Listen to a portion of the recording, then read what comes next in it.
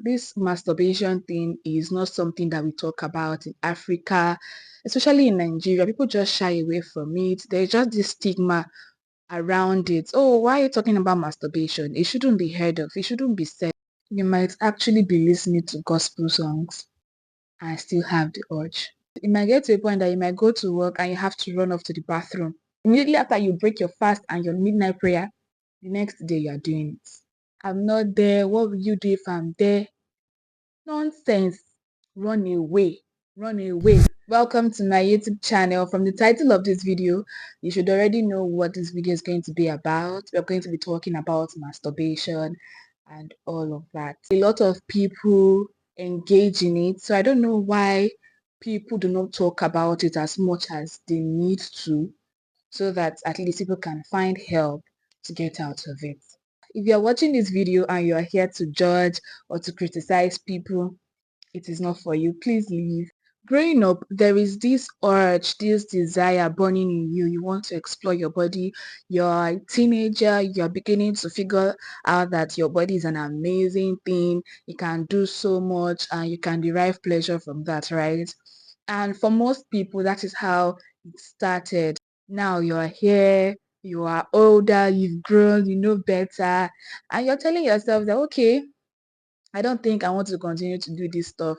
And sometimes we wonder why something that originally was fun, that used to give us pleasure, or that used to give pleasure, is now something that you feel guilty after engaging in the act. It's something that after doing you feel guilty, you feel miserable. Don't you think it's not a good thing? Because if this stuff provides pleasure, if it gives you pleasure, why does it at the same time make me feel guilty after the act?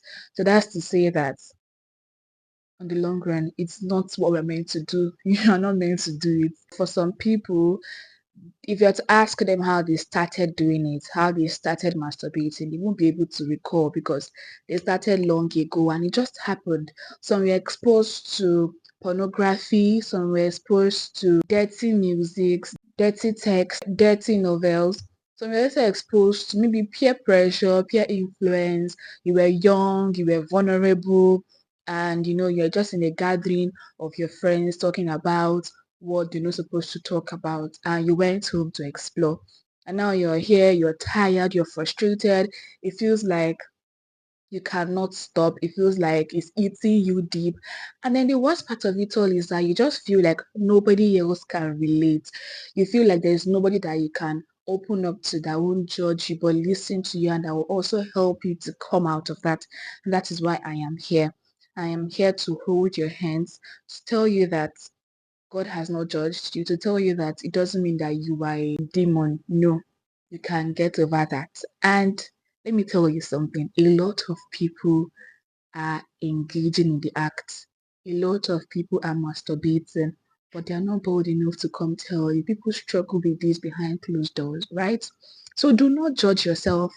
Do not crucify yourself. Do not say, oh, I can never come out of that. No, you can if you're willing to. I also feel like this masturbation thing is not something that we talk about in Africa, especially in Nigeria. People just shy away from it. There's just this stigma around it. Oh, why are you talking about masturbation? It shouldn't be heard of. It shouldn't be said. No. Before I made this video, I had to check around YouTube. I had to check to see similar contents. But guess what? I didn't see any black person that has spoken about this. That was what pushed me or prompted me to make this video, because there are people who want to hear the truth.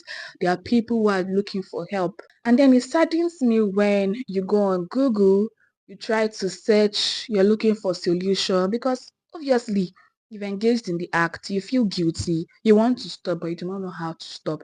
So you go on social media, you go on Google, you type how to stop masturbation, or is masturbation a sin, is masturbation wrong, and then people, what they bring out, all these medical papers, they tell you, oh, it's okay to do it, at least do it like this and do it like that. You're not seeing the answers you're searching for. You are just confused, you're worried, you want to stop but you do not know how to stop. I know it's a lot. It's a lot. It can be frustrating, and then you cannot talk to your parents because they might judge you. So I'm here to as a big sister to hold your hands through that. Let's talk about the triggers now. Let's know what triggers you to do it. Let's know what pushes you to do it. And I feel like for a lot of people who are battling with masturbation, people who are trying to stop masturbating, they need to know their triggers, right? They need to know that thing that pushes them to do it, or when they find themselves in a particular place, when they do something, they just have the thoughts of engaging in the act. And for some triggers, I would say maybe being idle, yes, being alone. You might just be alone in your room, and before you know, you are busy with something, right? But these thoughts just come into your head, and you're like, where did these thoughts come from? So being idle can be a trigger. Listening to dirty music can be a trigger. Reading novels that are sex appealing, just doing things that triggers it, that would push you to doing it. You need to know your triggers and you need to avoid it. If for you it's being alone that triggers it, you need to learn how not to be alone. And then I know that you want to say that, what if I work from home? What if I am mostly alone? I cannot control that. Let me tell you, you can. If you know that that is your trigger and you really want to overcome it, then I feel like you should try to create an atmosphere where other things can live, other things can come and preside. If you're a Christian, you can listen to good music, you can listen to worship songs. And let me tell you, let me bust your bubble. You might actually be listening to gospel songs and still have the urge. I know. You can actually listen to gospel songs and still have the urge. You might actually tell yourself that, okay, I want to embark on a 30 days fast. I want to fast. I want to, but you might still engage in the act after that. Immediately after you break your fast and your midnight prayer, the next day you are doing it. And I know, do not judge yourself. Doesn't mean that you cannot overcome, right? You just need to look at it. Tell yourself that masturbation is not ruining my life. Masturbation is not what is leading me. Masturbation is something that is very little that God can overcome, right? Because if you try to fight it yourself, you're going to fall. So you need to tell yourself that, stop looking at it as a big deal. Stop living in your head, oh my God, I masturbate. I don't know how I'm going to stop. It's ruining my life. And then before you know, you are separating yourself. You're separating yourself. You don't want to go around people because you feel guilty. You feel like you are shit. You feel like, no, do not feel like that. That's the way the devil works. He just wants to separate you from people so that he can destroy you further. But see it as something that is just for the meantime that God can help you overcome. Do not see it as a mountain. No, it's a molehill. Do not see it as a mountain. You would have struggled with it for 10 years, 15 years. I do not care. What I know is that you can overcome it in a day. And this brings me to where I would say that you might actually be in your recovery state. You might be clean, you might be 1 month clean, 2 months clean, and then one day you fall. Pick yourself up. Pick yourself up, okay? The damages are a lot, the effects are a lot. Like I said earlier, it just has a way of separating you from people. It just has a way of making you keep quiet, not being able to open up and confide in other people. You just feel like nobody understands that you're passing through this a lot. Let me tell you, that's a lie. That is a lie. Once you allow that separation to happen, just know that you're going to continue to go deeper and deeper and deeper. Because each time you do it, you just tell yourself that, okay, I can never be better than this. I can never come out of that. So why not? Let me just remain in that, right? And in our churches, they don't talk about it. They don't talk about it anywhere. And I know, okay? So other effects, it just affects your work. You might as go to work and you won't be able to concentrate.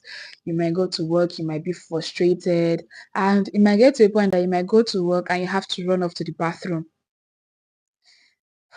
It's a lot. But let me tell you, you can't stop. You can't stop. So the first thing, flee. If you trust your flesh to be able to overcome it, that's a big lie. Even the Bible says that you should flee from sexual immorality. So when you are alone, you have such thoughts. Do not stay there and tell yourself that, okay, let me pray it out. No. The Bible says you should flee, run away, run away. It also affects your relationships too. It affects your relationship. Maybe you just feel like, okay, you're engaging in the act. Maybe you don't want to have any sexual partner. You don't want to get any diseases. You don't want any connection with anybody. So the easy way out is just to do it yourself, pleasure yourself, and move on. No, it's not an easy way out. It's still in front. It's still waiting for you in front. It's still waiting for you in front. It's going to affect your relationship. It's going to affect a lot of things. So it has no benefits. The benefit is just short term. That feeling of excitement or rush or pleasure is just for some minutes, very tiny minutes. And then after you're done, immediately you feel guilty. So it's not worth it, right? So you can overcome it. I'm here to just tell you that you can. I'm here to just speak to you. Since there's nobody else that is telling you this, you can overcome it. Flee, know your triggers, try to avoid every occasion that will make you do that. It's not easy, like I'm saying it to, but I know if you're conscious, tell yourself that, okay, I feel like this. Let me stand up and leave. Let me stand up and leave. I cannot do it. I am weak. The spirit in me is going to help me. You'll be able to fight it that way. But if you try to subdue it and tell yourself that, no, I'm going to fight it, you are going to fall. It's going to be a gradual process for you. Do not be in a rush. Take your time, and then you have to fill your mind with other things. You have to get busy doing things that are meaningful. If you love, do your all those hobbies that you don't want to do. You love to sing, you love to dance, you love to write. In your spare time, engage in it. An idle man is the devil's workshop. All those hobbies, this is the time to start engaging in it. Go out of if you love to go out, read books if you love to read, and read good books. If you're a Christian, fill your atmosphere with gospel songs, songs that will take you to the next level. If you love to draw something. If you love to talk, talk. Do not just be idle. If you're idle, it's going to come to your mind. And like I said, do not always be alone, because such thoughts come when you're alone. You cannot do it in front of people. You cannot do it when people are there. So that is a way out. If you are trying to overcome it, always be around people. If you don't have neighbors, if you do not have friends around you, call, be on a video call with your friends, right? And I also feel like for some people, the triggers might be their relationships. Maybe they are dating a guy that is telling you at night, show me what you are wearing. I want to see what you're wearing. This and that. That could be the trigger, right? So just avoid such relationships. Tell him that this is not helping you. Tell her that this is not helping you, and try to, stop. We don't talk about it so much. That relationship is what is pushing you into it to do it more. He's telling you, let me see what you're wearing. Let me see. I'm not there. What will you do if I'm there? Nonsense. You won't do anything if he's there. You won't do anything if she's there too. So try to avoid all of this. Know your triggers and avoid it. Okay? There's no way that I'm going to cover every aspect of masturbation in this video. But from this video, I've talked about, what made you start. I've also talked about knowing your triggers, know the causes, and then the effects. I hope this video helps somebody out there. I hope it helps you, and know that you're not alone. People are too shy to talk about it, but it doesn't mean that you're the only one dealing with it. Okay, you can do it. You can do it. That's a lot. Subscribe to my YouTube channel, like this video, and share this video to anybody that you feel might be dealing with masturbation, so that they can find help and get out of it. Until next time, bye.